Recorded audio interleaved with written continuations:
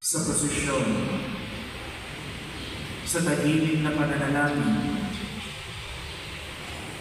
at maya-maya, ihahatid na natin siya pabalik sa tiyapo.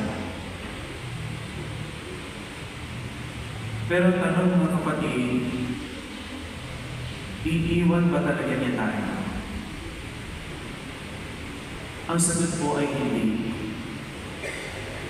Hindi tayo iniiwan ng buong Nazareno. At sa totoo lang, gusto niya tayong samahan sa mas personal na paraan.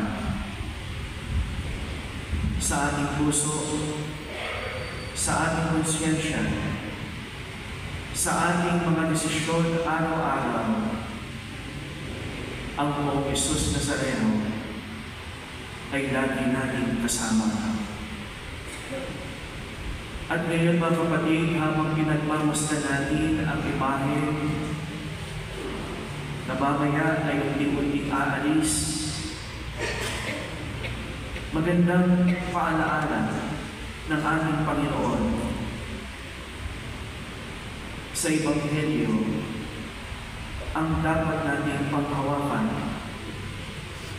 ang dapat nating panindigan.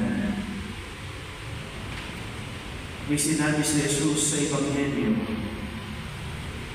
"Kapayapaan ang dala ko, pero dala ko rin ang tabak." Medyo po nakakagulat pakinggan. Kasi sanay tayo na si Jesus bilang Diyos ang hatid lagi kapayapaan, katahimikan, pagmamahalan. Pero walang tabak. Totoo naman po na